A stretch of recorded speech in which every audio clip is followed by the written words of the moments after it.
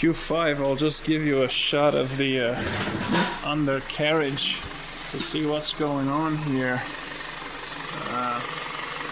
Those droplets are ready to fall down.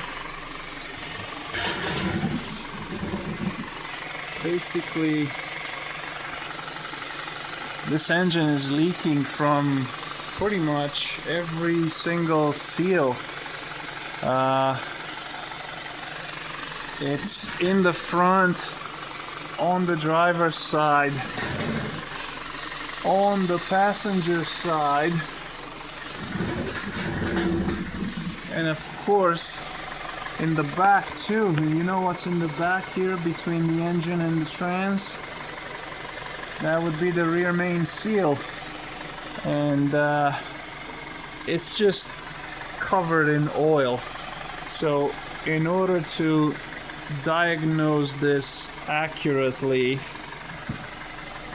I would need to pressure wash the entire engine, like drive it to the car wash, put it on ramps, and go to town with the hot soapy water until everything looks brand new, and then dry it, and then put it back on the lift and see where the oil is coming from.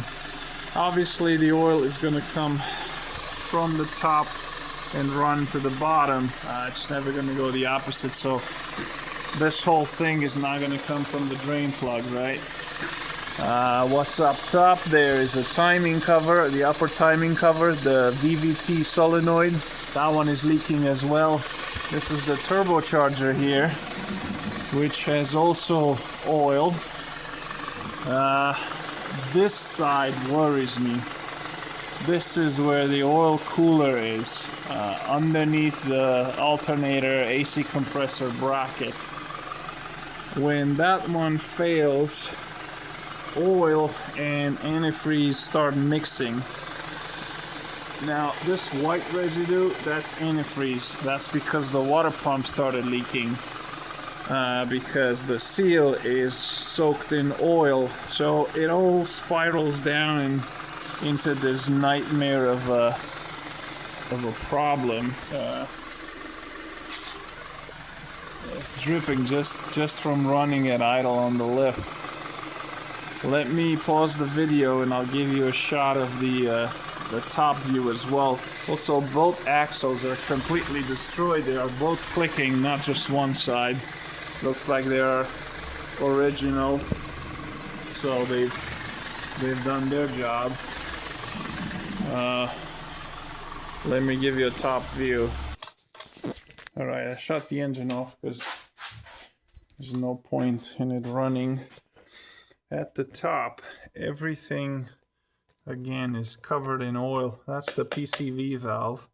They are known to go bad, and when the check valve in there fails, the turbocharger basically forces boost into the crankcase, pushing oil past every seal. So that's why you'll see, the timing cover starts to leak, the PCV valve starts to leak, the front crank seal starts to leak, and the most worrisome part is that the rear main seal starts to leak. And to get to that, you gotta remove either the transmission or the engine.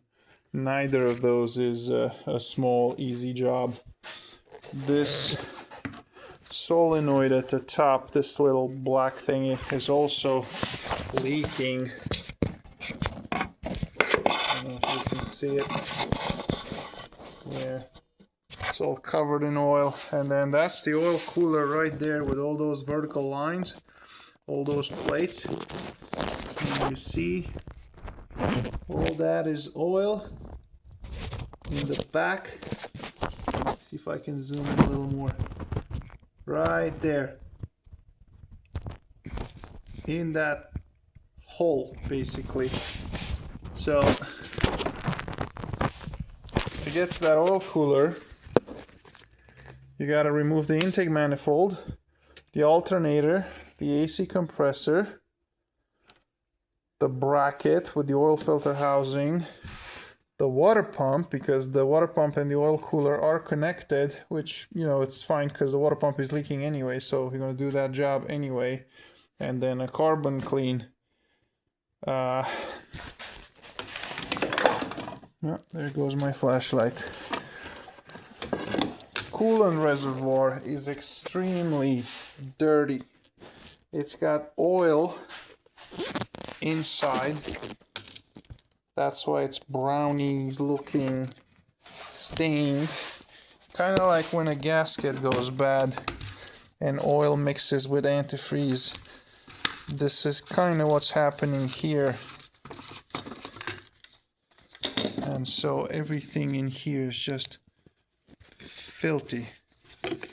You see all that? So, ugh.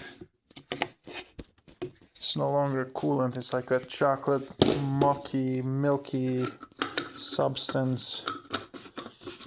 The battery is on its last legs. The car struggles to cranks very slowly. There's a code in the gateway for the battery. Basically, energy management is active. That means it's going to shut down systems to get it to start again. Upper control arms are shot on both sides. Air filter, spark plugs, and I'm going to look at the cabin filter, but from what I've seen, I expect that to be pretty nasty as well. Brake fluid is as bad as the coolant. So, long story short, this car is going to require a tremendous amount of work, a tremendous amount of money actually too. And I'm struggling to find a reason to invest that kind of money into it, because I don't know if this car is worth that much anymore.